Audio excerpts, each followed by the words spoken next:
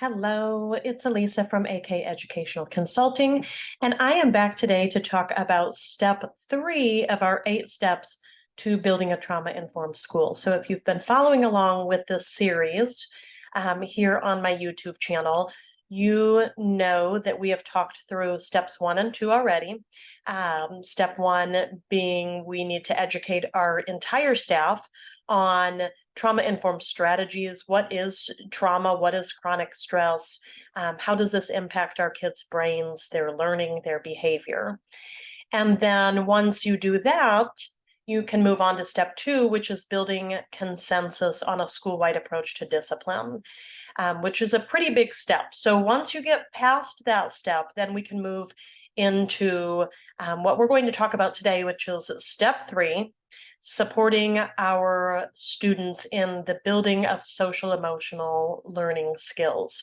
So this is something that obviously we've been hearing a lot about in light of COVID in the last few years. Our kids are struggling, our teachers are struggling, humans in general are struggling, right? And so this is something that we really need to focus on in schools, figuring out how we can support our kids' social emotional health, because that has to come first. That has to come before the academic piece, because the fact of the matter is, if our kids don't feel safe at school, if they don't feel secure and loved and have a healthy um, self-awareness and social awareness and have those relationship and communication skills, then they're not going to be prepared to be the best that they can be academically and behaviorally. So that's why this is another kind of big step, sort of like step 2 was. And there's a lot to this. So again, this should involve everybody in your school building. We're focusing on the social emotional health of all of our kids. We're not just assuming that we have certain kids who need these SEL, skills or strategies. These are things that all of our kids need. All of them are going to benefit from learning some of these strategies. So once you've kind of understood that, then you have to really take a look at your own school and choose an approach that's going to be right for you. So some schools are able to hire an SEL coach, and that person runs, maybe a special area class, or they push into the classrooms, and that's great. The fact of the matter is, most schools are not fortunate enough to be able to do that. So then what does SEL look like in your building? Are you going to research and purchase a specific curriculum? Or are you going to just use the Castle framework and focus in on self-awareness and how do we build up and beef up some of those skills?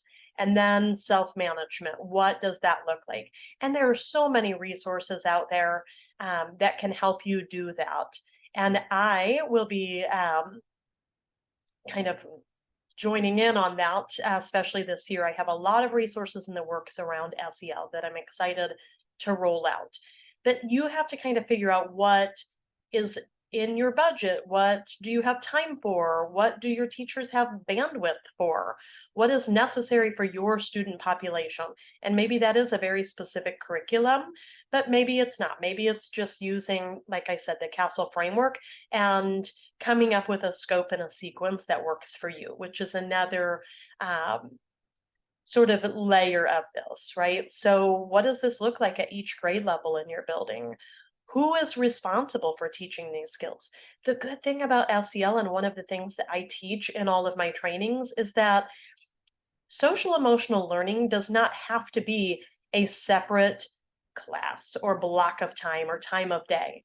If that's possible in your school, that's fantastic. But the reality for most schools is not a separate class or time of day.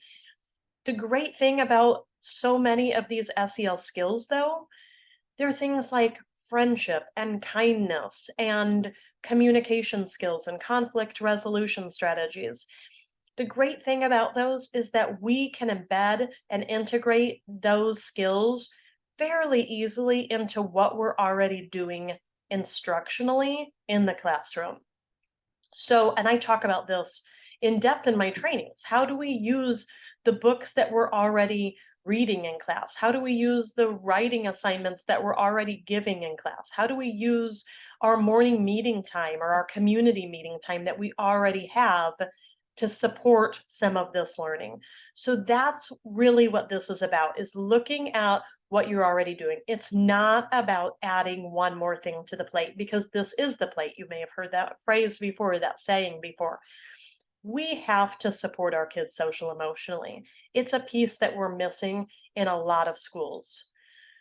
It is the plate. So how do we integrate that into what we're already doing so it's not one more thing and it doesn't feel like we're just throwing, noodles at the wall and seeing what sticks?